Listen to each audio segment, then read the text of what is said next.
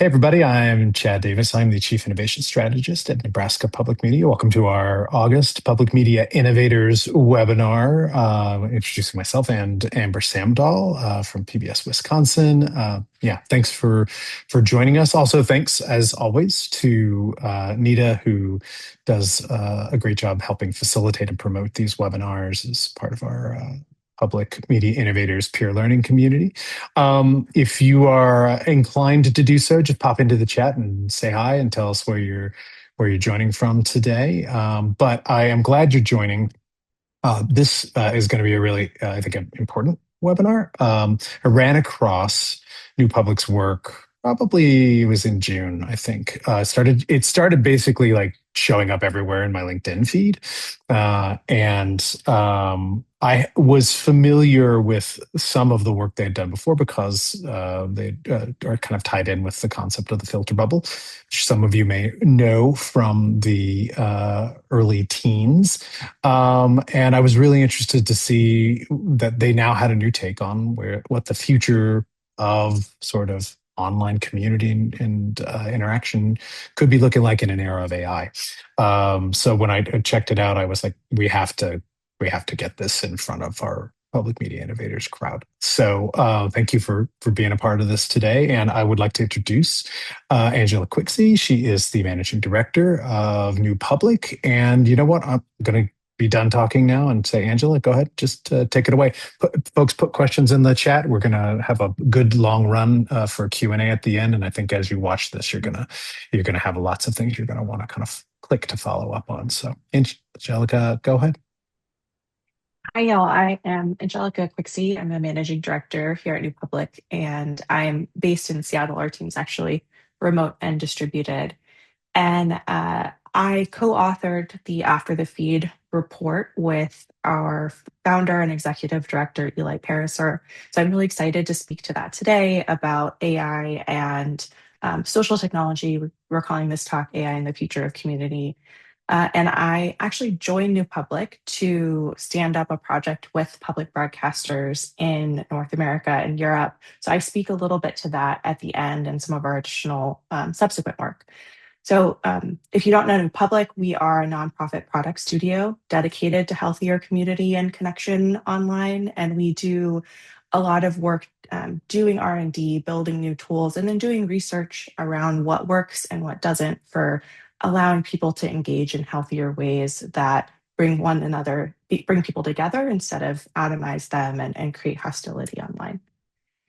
So I'm going to go ahead and get started bringing us back to what Chad described, which is the filter bubble. Our co founder, Eli, gave a talk in 2011 introducing the idea of the filter bubble, which became a book of the same name. And the thesis at the time was that algorithms were increasingly personalizing what people see, not tuned directly to them, but to people that look like them, to their interests, to the way that they engage and show up online. And that if left unchecked, these personalized algorithms would have negative consequences for people and for democracy. And I think we've seen that a lot of the predictions that Eli made in that original talk and book have played out in really negative ways. 15 years later, we're at another inflection point. So, as generative AI is surging, it is being distributed in how people work and in the actual infrastructure of how it's built and trained and operated. We're at this sort of moment where the social technology landscape is changing, it's shifting, and it's shifting very quickly. So, we started this research project in the winter, so end of last year, and published our report in May to ask what trends will most significantly shape how humans connect to one another, build relationships, have experiences in online spaces in the next 2 years. So we were looking ahead to 2028. And rather than being a repeat of the last era, how could these trends actually support human thriving and connection? So, getting into the technology and what this actually looks like, I want to really emphasize that generative AI and the what we're going to call the agentic interface, and I'll speak more to that in a little bit, is more personal and persuasive than anything that came before it. So we took a step back and looked at the trends of how people are engaging with technology and asked what this looked like. So right now, it's this idea that you wake up, you pull out your phone, you greet your AI agent, and you ask, what do I need to know this morning? And this new interface can respond with everything you need to know, curated for you, for your interests, for your day, and in the format that you prefer. And between May, when we um, released this report, and today, we've already seen that Google, Spotify, Meta, and others have released versions of this new feature and of this interface. And what's important is that it doesn't look the same for everyone. It is hyper personalized. So for your very online friend, the morning update might look and feel a little different. For busy parents like myself, I dropped my 1-year-old off at daycare this morning. The update comes while you're on the move. So it isn't even necessarily the same interface, the same phone or screen that we're used to, but might be voice, but might come in another format. And these agentic interfaces are pulling from traditional media sources, but also synthesizing information that's specific to you, your chats, your calendar, and it's curating that information for your particular day. We're calling this the era of the agentic interface. We're calling it the agentic interface and not just sort of chat or generative AI, because while chat is the dominant interface in the summer of 2026, we don't actually know what the final form will be. This stuff is moving so fast. Even from when we started this project to when we released it to today, we've seen so many changes in model capabilities, in how people are engaging with this technology. And I think that it's going to continue to shift and we'll see new forms over the next 6 months, 12 months, 18 months, 2, 3 years. I want to be clear that in this new era, the social feed is no longer the default interface, but the feed doesn't necessarily go away entirely. We're not saying that social feeds aren't going to exist anymore. People are still going to scroll. That's where parasocial relationships and entertainment will continue to thrive. But agentic interfaces will be the new intermediaries for information about the world around you. And these are interfaces that are built for an audience of one. So it could be a filter bubble of one where it is increasingly personalized and becomes the nexus through which you access information and connection. There's a few trends that we identified in our original report that I want to dive into around uh, how people are engaging with information, how they're accessing it, and what's happening to the dominant social platforms today. So the first is this idea that we're seeing a changing of the guard, a set of new gatekeepers controlling what the public sees. The old gatekeepers were institutions. This was the curatorial power of newspaper editors, of TV news anchors who focused attention on particular topics, on what was on the front page of a local newspaper. And that shifted in the filter bubble era that Eli identified. So we started to see platforms and algorithms be the dominant sort of curatorial layer, shaping what people saw and what the public would engage with. And now we're entering this era of a new gatekeeper, a new gatekeeper, where we have LLM powered interfaces that are tuned to you specifically.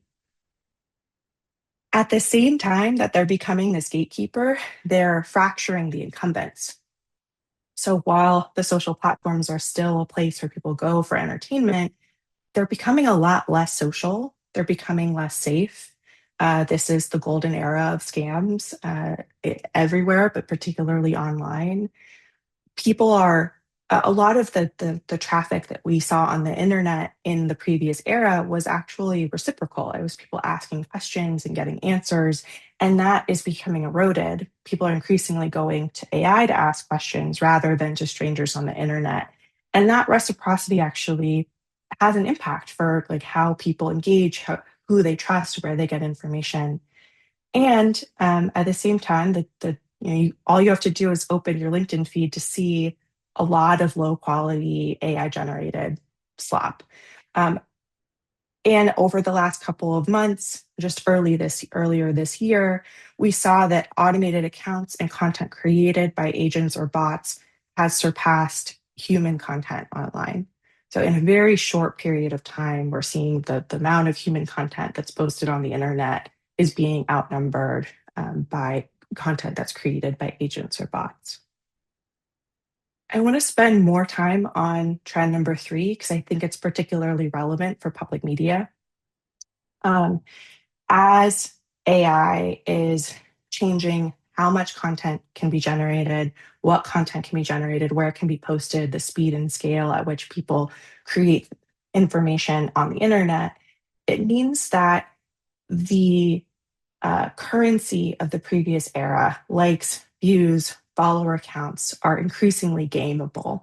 So, where before the internet rewarded whoever could capture the most attention by those metrics are very unreliable now. And this is accelerating a trend that was already happening, where the attention economy is now being supplanted, replaced by the trust economy. We're seeing that both from users who want to find people, creators, friends, and family that they trust, but also creators and media organizations themselves are sort of leaning into trusted relationships because that's where their audiences are going. So, if trust is the new economy, rather than those likes and follower counts, we're seeing this emergence of what we're calling thick reputation. This is reputational sort of measures that are contextual or slow, are built over time. So rather than anchoring on a follower count of 10,000 followers or a verified badge, you're starting to see this sort of interest in, people that have contributed thoughtfully to a community for 2 years or vouched for by people that I trust. So it adds nuance, context, sort of thick reputation to the traditional metrics that we saw online. And I think this is an interesting design challenge for the social technologies of the future. And we're seeing that this is really where people are going, where the open internet is filling with synthetic engagement. People have already been and are increasingly migrating their real social lives to these smaller, more private spaces. Group chat are where people are engaging. That's where I'm spending more of my time than on the open internet. Maggie Appleton calls this the cozy web. And it's happening at every scale, whether it's about the neighborhood. There was this article that came out a few months ago about the group chats that changed America. It's increasingly where business and political decisions are getting made as well, which means they're getting made quietly and private, out of the view of the public. I'll get to the last two trends and then speak to some of our learnings about our work with public media and where this is going. So the fourth trend has uh, even shifted since we initially published this report, where we believe that we're moving into this era of software abundance. The exciting side of this is that more non technical folks can build things for themselves and their communities. We hear about vibe coding. Claude Code was released early last year. And of course, AI based coding tools have exploded. And sort of anecdotally, I've seen people building new high trust micro communities for their book clubs, for their running groups, and that's really exciting. That product builders don't have to write code, but at the same time, we're seeing a lot of bad software, and I do think this is going to shake out over time. But just in the last, I think the New York Times published maybe a month ago since we last put out this report, this news that submissions to Apple's App Store have surged dramatically. They're higher than they've been since 2019, but the number of user downloads hasn't budged. So there's this widening gap between the new apps, the new software that's flooding the market, and actual user value. And then lastly, we did an analysis of the functions that social media plays in people's lives and looked at which ones are sort of at risk of being replaced by agents. And for the most part, the functions that or around connection and belonging were really resistant to being replaced by AI. And I think that's really important because are already being supplanted by John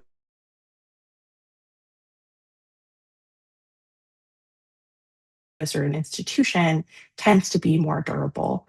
And this is true even when you take into account AI use cases like companionship and companion agents, companion oriented agents, where people are coming to AI for companionship, but in general, people will only use AI if it's better than the best available human. So even in those use cases, it's usually filling a need that isn't being met in their current life, and they'll turn to humans if and to the people around them if that becomes available.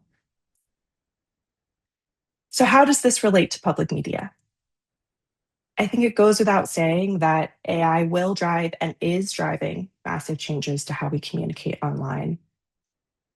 But right now, despite these changes, most agentic interfaces are actually designed for human to agent interaction. They're not interjecting as much into how humans communicate with humans, into collaboration tools. They're really emphasizing providing information or taking action on a human's behalf.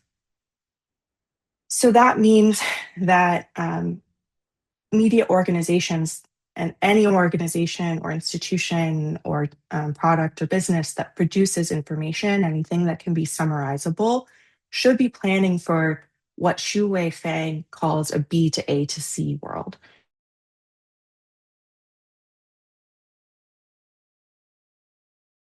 That's whatever the agentic interface of the future is going to be the intermediary between the information that a business or an institution produces and where humans consume it. And so, does that understanding how agents or generative AI systems intake information and translate that for humans is a really important design challenge to wrap our heads around. But she also says that human communities still need local relevance and cultural nuance. The defensible moat lies in understanding specific communities' realities and facilitating shared understanding. And I think that's an opportunity for public media and local media in particular, because while you provide information, you're also designing for a world of human to human relationships.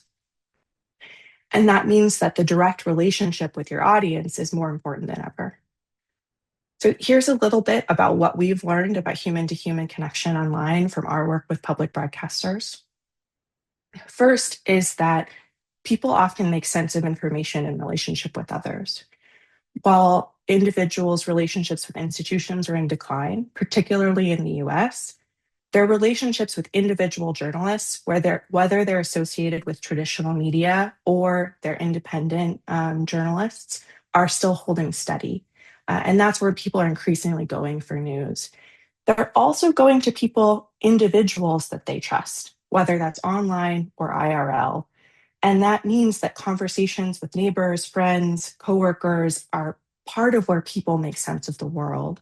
And so we're seeing, or institutions like KQED, who I believe they spoke about their Discord to this group before, lean into creating communities where people can engage with one another and make sense of the shows that they're producing, because that's part of the informational environment and the informational landscape. Second, how people engage online varies more by age or generation than by language or nationality or location. So we did research into the motivations for participating in public conversation across public media for public media audiences in Canada, Belgium, Switzerland, and Germany. And I personally went to Toronto, Montreal, Brussels, um,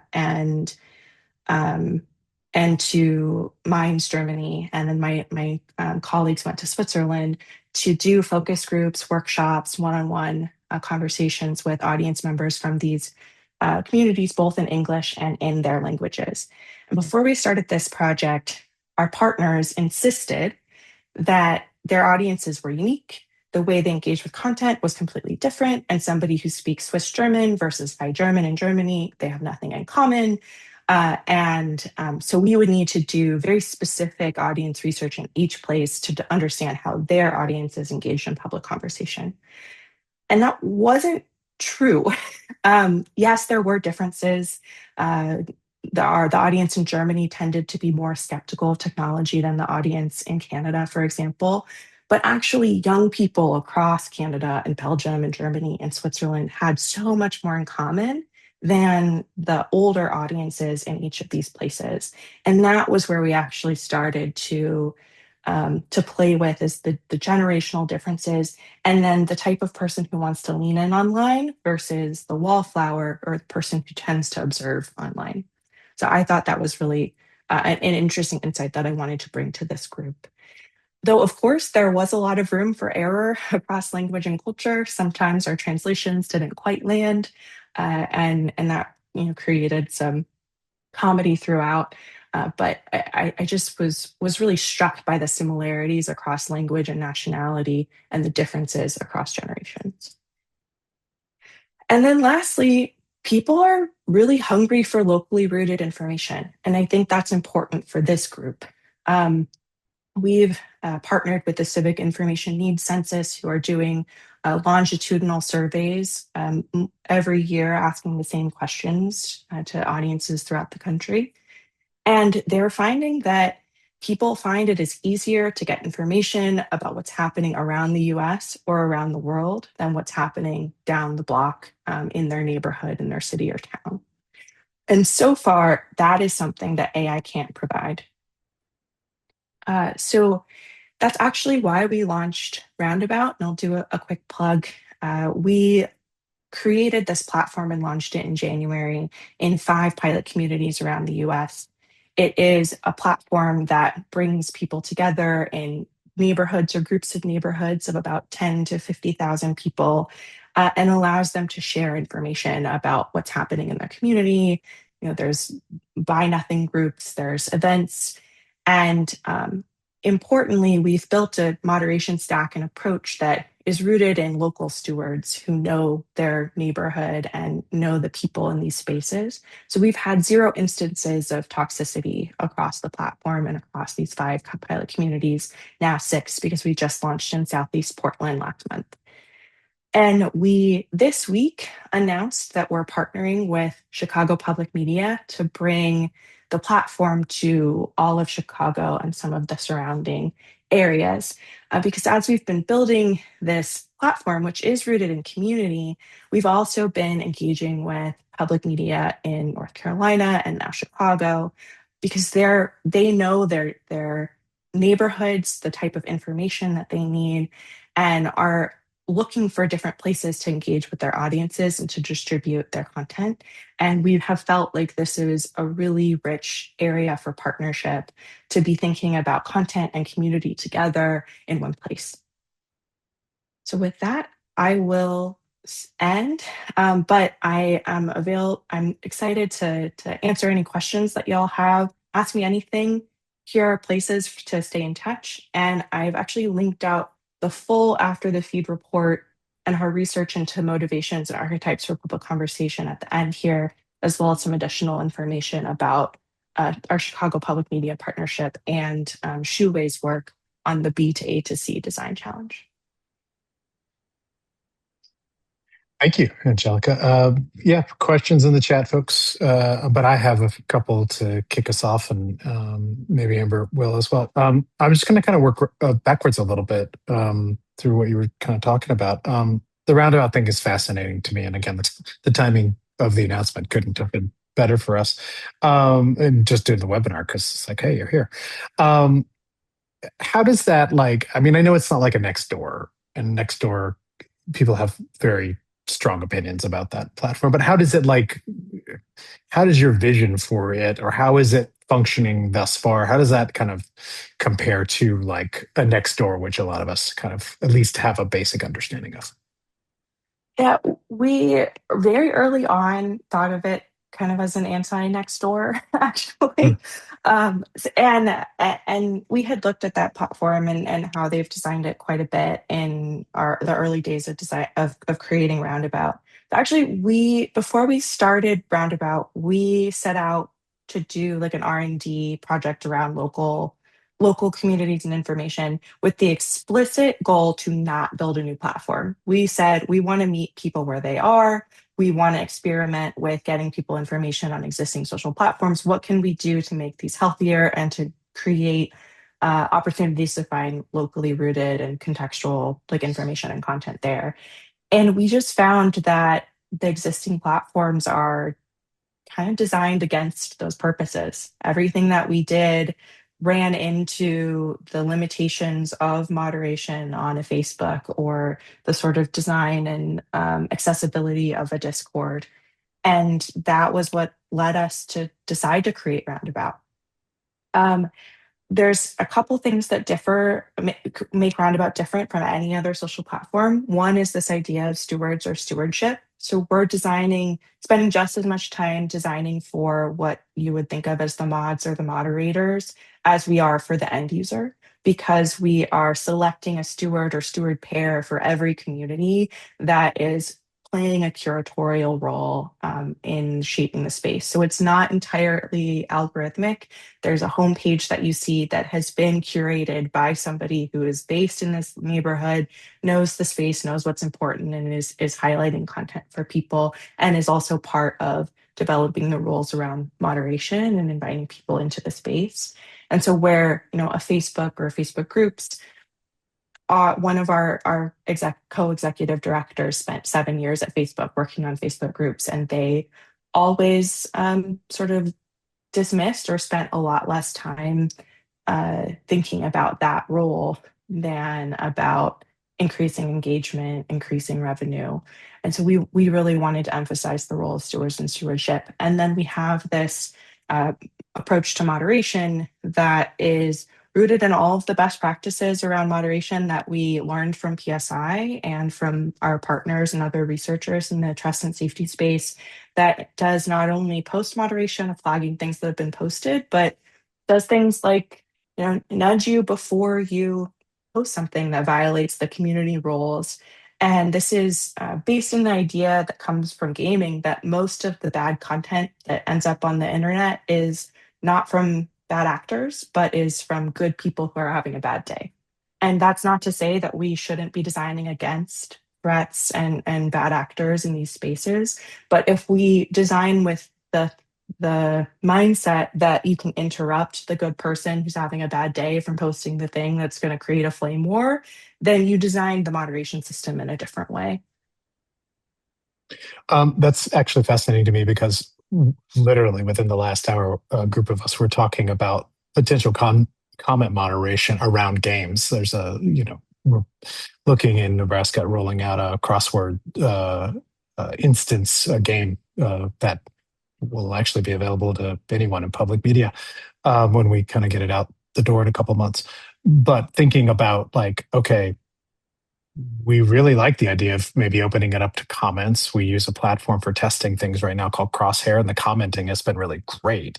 But like, I guess I'd be curious what other best practices that we all might be able to take away. You kind of talked about trust and safety best practices. Are there any others you could kind of highlight? I liked the nudge and whatnot. So, Um, I don't want this to sound like a cop out, but one of the things that we've really emphasized is choosing the practices that make sense for you and your community. And this was something that we did encounter with our PSI partners, where even the audiences across different shows like engaged in different ways. So like the hard hitting news show audience for ZDF versus the sort of lifestyle story audience for ZDF.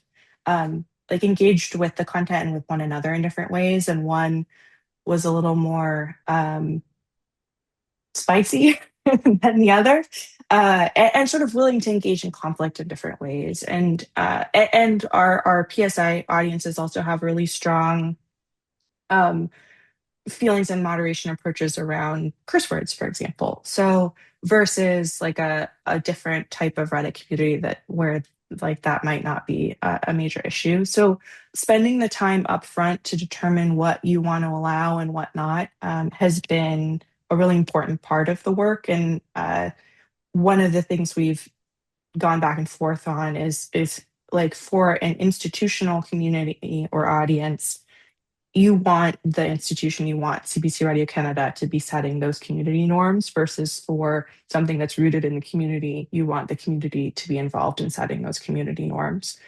So that's one thing that we spent a lot of time thinking about.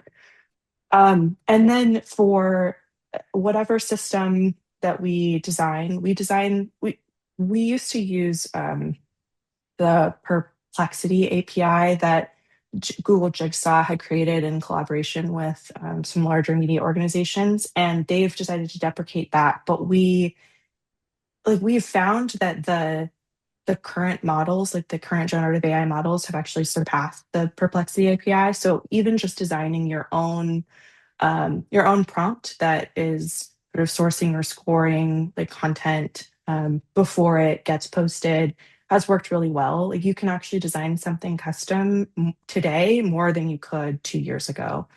And then lastly, putting some real thought into like how people can um, flag or once you make a decision, like putting thought into what it looks like to like combat or to come back to disagree with that decision. Like there's a lot of work around that we've published around juries and tribunals as part of like online mediation or moderation spaces. And in some cases, like that works really well. In some cases, that's a little bit too robust for what it is that you're trying to do.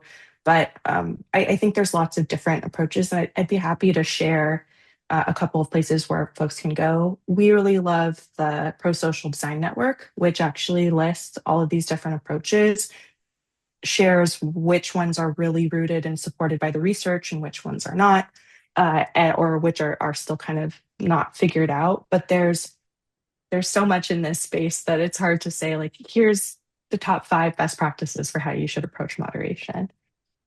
Yeah, I Cool. was about to share the. Oh, sorry.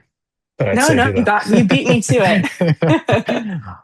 um, so I referenced Nextdoor earlier, but it sounds actually like Reddit is kind of more the model, and it feels like thick trust is kind of a bit like Flare on Reddit. I mean, am I kind of thinking along? Am I thinking right about that, or the idea about thick trust was kind of something that I spent some time initially when I saw your deck kind of dwelling on. Maybe could talk a little bit more about that.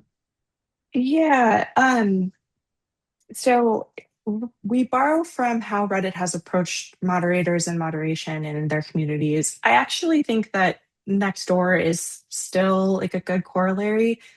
In the early days of Nextdoor, they had these sort of, I forget what they were called, if they were like neighborhood captains or what have you, but they deprioritized their role over time. So that this kind of, and they didn't design explicitly for like stewardship over time. So it existed, but it wasn't really um, prioritized or surfaced in the network. And you see that happen in a lot of different places because people are idiosyncratic and it's hard to maintain um, consistency over time when you're very reliant on people as part of your platform or your moderation practice. And part of our research into local spaces really showed that stewards face burnout because there's so much of holding together the community. It falls on their shoulders. And so one of the things that we're trying to be thoughtful about is what it looks like to reduce the burden on the stewards of a particular space. And then Flare is one version of a reputation management system. We actually worked with the Yale Justice Collaboratory to do a case study on different versions of reputation management systems. I've just dropped the link into the chat. There's lots of ways to do signaling and verification online. All of this, though, is rooted in the previous era of social media, and so I'm really interested to see where we're exploring, like, well, what does this look like going forward? How do you signal reputation? What does it look like to demonstrate trust on the internet? Because I think about this a lot. Like New Public is rooted in urban planning. I'm a trained urban planner. And when you go to a public space and you are people watching, like you can engage and be present in a public space without being legible in the way that you have to be online. Like like being in an online space and not participating is like is always read as being a lurker. And there's something like negative and kind of creepy about being a lurker, whereas like sitting on a bench in a public park is not coded as lurking.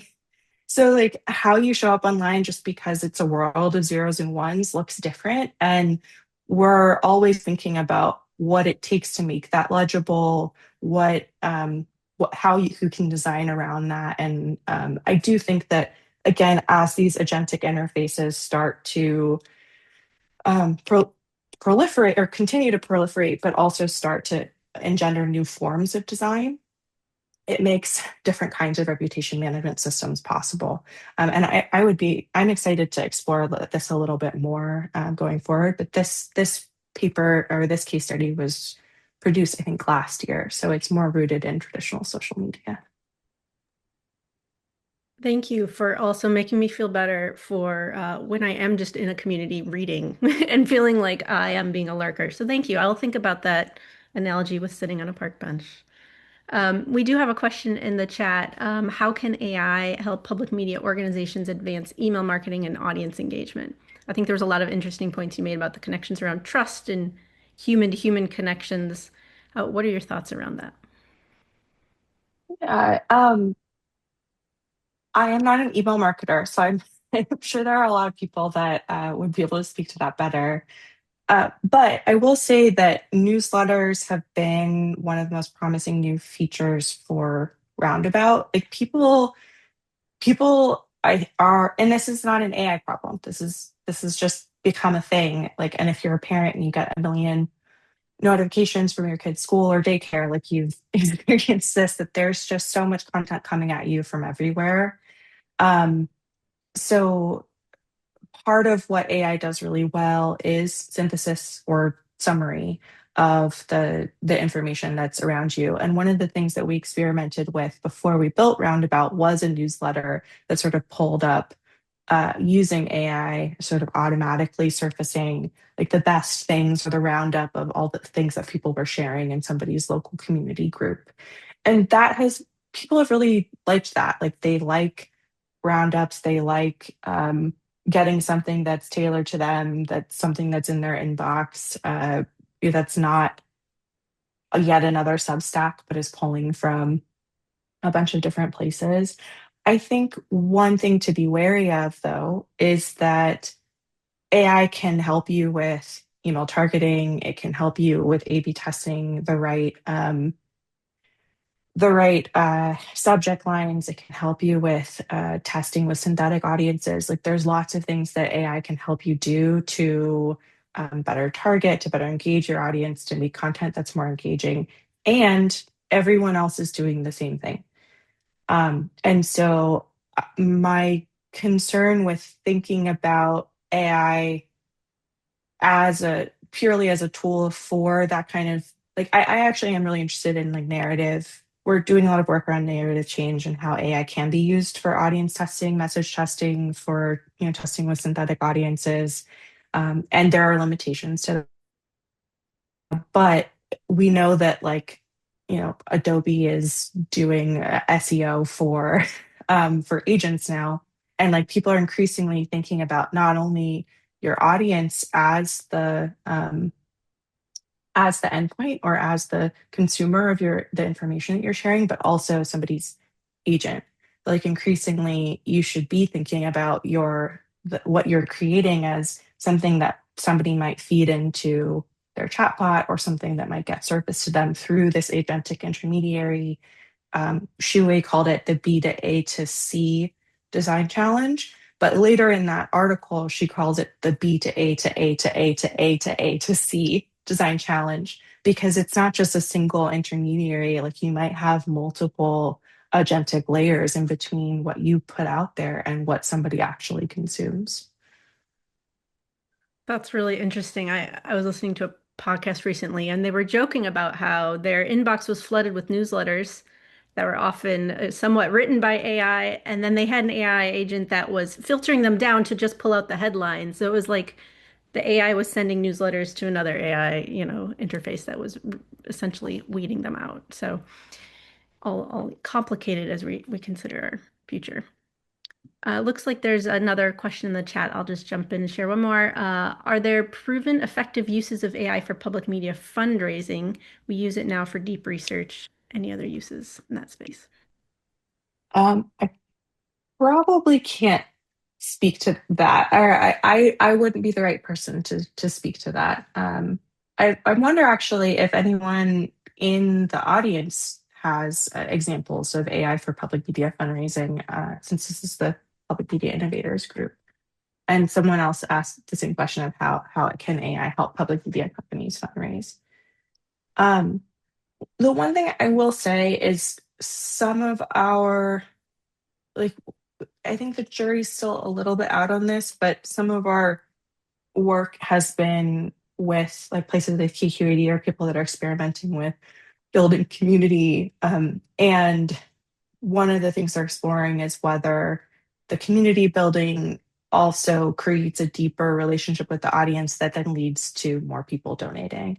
And that's one thing that we're like, I think the jury is still out. We're still exploring, but is it something that our public media partners are experimenting with? But the public media organizations that we work with are so different in where they get their money because we work internationally. And we do work with US based public media, but with Canada, Switzerland, Germany, and Belgium, their mandate, where they get funds, how much they rely on audiences versus government, the extent to which they can advertise. For example, in Switzerland, they're not allowed to advertise, like rely on advertising revenue as part of their mandate, versus in all these other countries they can.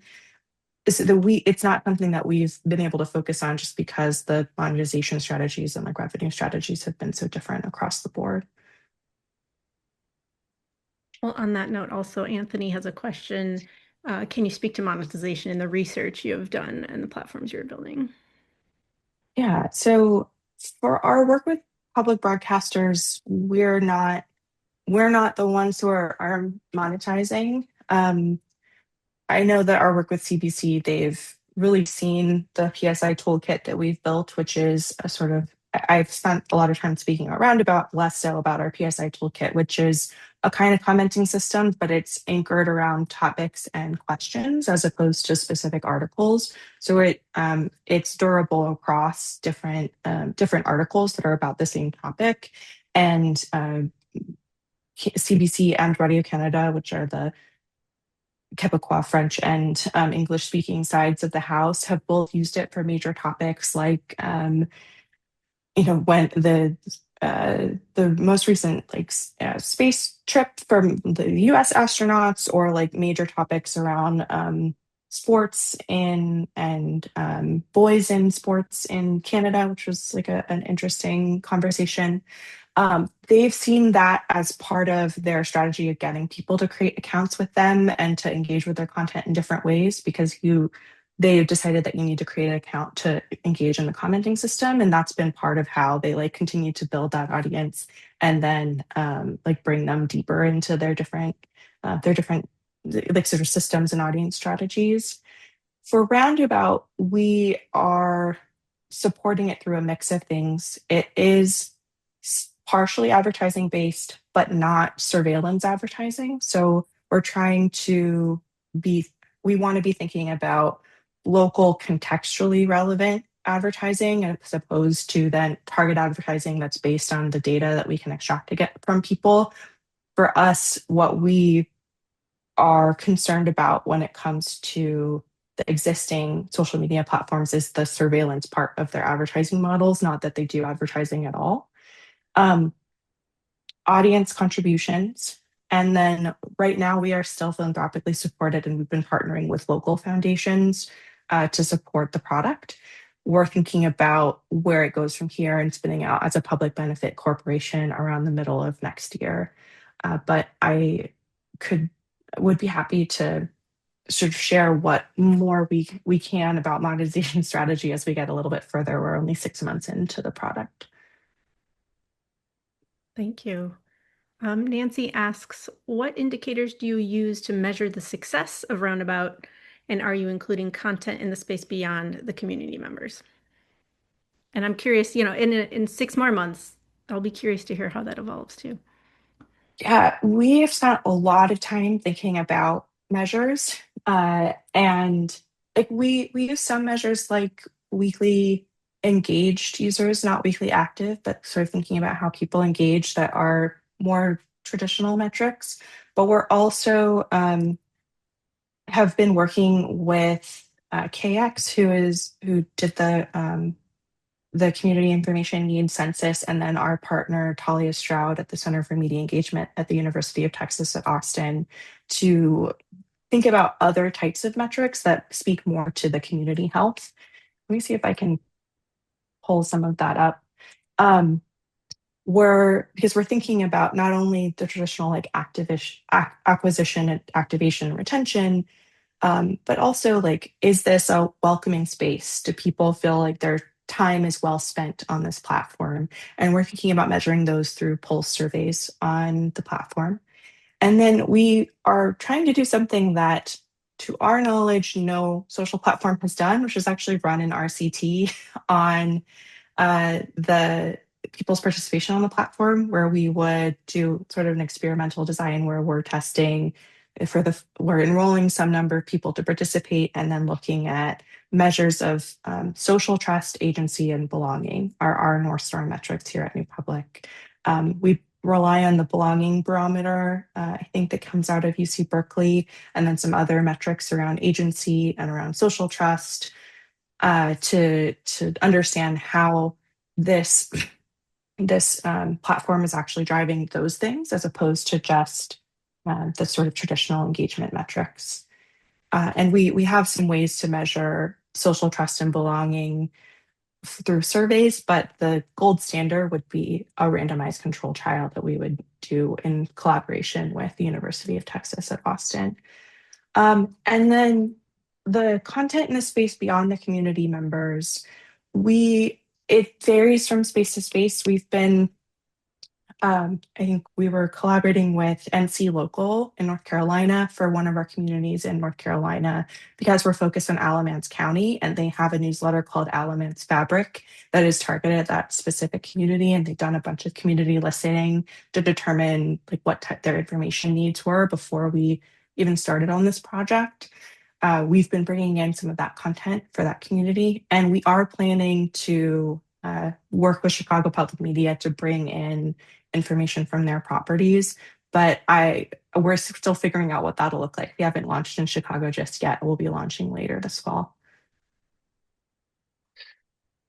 I have another question. I'm going to jump in here real quick. You talked about SEO for agents, something Adobe's kind of digging into. I've been thinking a lot about kind of like, again, kind of inspired by this sort of agentic interface era thought process that you kind of kicked off. I mean, this notion that in the future, like public service media is really about feeding, at least in part about feeding these call them bots, scrapers, the AI models that become the interface that kind of feeds daily news, daily truth to people. And in a way that like that's the new broadcast, like flash forward 15 years or 10 years, like that's going to be like what the new broadcast is going to be. At this point, it's 2026 still.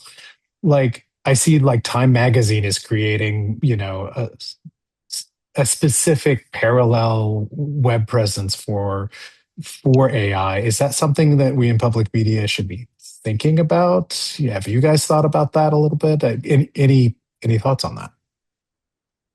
I mean, the short answer is yes. You should be thinking about it in that way. I would say that you would think about it in you would think about those as two different audiences, the human audience and the agentic audience. That's the A, and the B to A to C, because the person, like the consumer, the audience member, is still going to end up with that content, but thinking about how it's going to get translated for them, and the how machines parse information, decide what is relevant, decide what is true, is going to be an important part of this. So it's not that far in the future.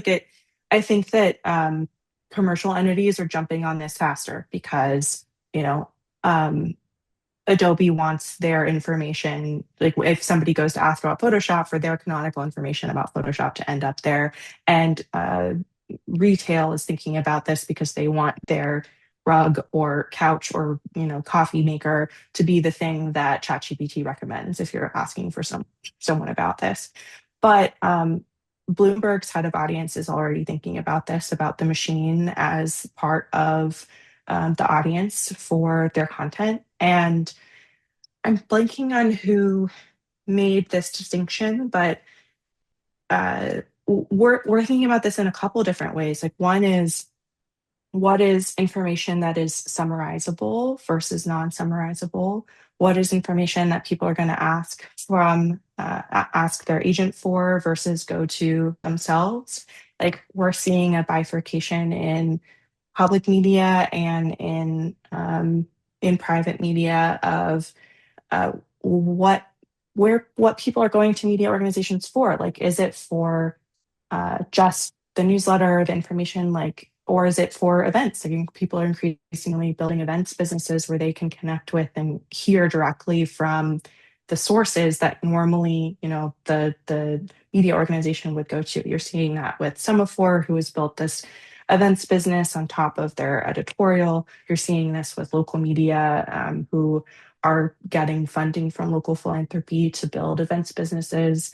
It's part of the revenue strategy for some people, but it's also one of the things that's durable when agents or agentic interfaces are increasingly becoming the intermediary for information. So it's something we're thinking about. We're seeing different types of organizations experiment with different strategies. And I would say 100%, it's something that public media should be thinking about.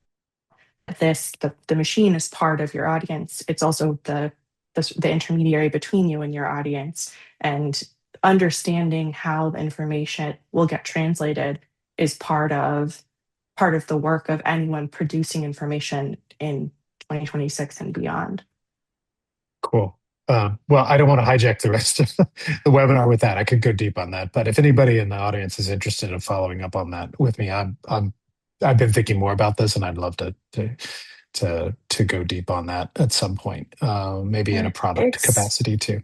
Yeah. Yeah, it's something where I'm going to be spending a lot more time on in the next 2 or 3 months, because we're bringing together some experts and philanthropic leaders who are interested in the information environment, and thinking about what is the natural endpoint of this? Where does this go? How do you influence the intermediaries? How do you ensure? I really hate this phrase, but people are really concerned about epistemic decay and sort of how do we know what is true and what is not, and who says what is true and what is not. That's already become like we're in the post-truth era or whatever. It's already become a problem with the existing social media platforms and existing ways that people are making sense of information online. There is definitely a world where that could get worse in the agentic interface era. And we want to make sure that we, again, don't have a repeat of the 2010s, and sort of ending up in the place that, like, in a more dystopic version of our information environment. But what does it look like to preserve um, humanness online, to preserve like the ability to determine what is true from what is not, the ability to make sense of the information about the world around you, and to access real reporting and information about the world as well. So I'll have more to say about that later this year. Very cool. Very cool. Yes, I'm going to have a conversation with Jim and I when I'm done about epistemic decay, and what that is. But it definitely feels like the AI era is like the revenge of the philosophy majors. It's like we held on long enough, and like and now we're relevant. And we have one more Yeah. question from the chat, and then I think we'll kind of wrap it up. But It is how can Roundabout be kind of used to gather information from viewers, members? I think in the public media space, some of us know about Hearken, which I think is owned by IndieGraph now. So shout out to IndieGraph and Hearken. But I think maybe that this question kind of comes from that standpoint of like, can this become part of our content sourcing? Yeah, the Harkin folks and the IndieGraph folks are friends of New Public, and we've thought a lot about this piece. I think been interesting is the way that our tools for public broadcasters, the sort of commenting system that we've built, have started to go in this direction, both in the like ask me anything, engage with the journalist direction, and in the how can we gather information from you as well. And I know that there's actually uh, that one of our Hannes Grossinger has been building something similar that's hyper local and a sort of crowdsourced information in Switzerland. And so I know a lot of people are experimenting with this. For Roundabout, I think that the jury's still out about how this will help public media organizations gather information. We're still figuring out what this looks like and what the role of the journalist will be versus the role of the steward, who will be a non-journalist who's part of like stewarding the community, facilitating conversation, curating information. But I'll be excited to speak to that as after we launch in Chicago and we're getting more into the weeds with the Chicago public media team. I almost feel like we should have Trey and Trey is the head of Roundabout and Kaziana is the group product manager who's working specifically on the Chicago.com project. I feel like, early next year, you should invite them Yeah. back to speak about that. Oh, we'd love that. I was thinking, yeah, 6 months down, maybe just checking in and seeing how the experiment's going and what's learning. So yeah, let's absolutely we'll get in touch offline on that.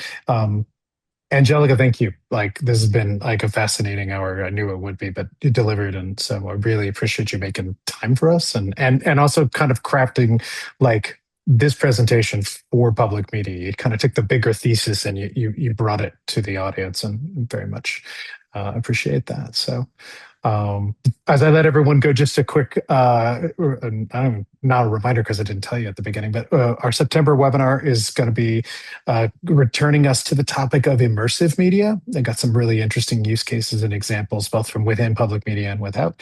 It's going to be on the 17th of September. I think we're going to do it at 1 Eastern. That makes it 10 Pacific. And put the link in the chat there for you to click on that and get registered. So, Angelica, thank you again. We really appreciate the time today. So, see everybody. Thank you. Thank you for having me. Take care. See y'all next month.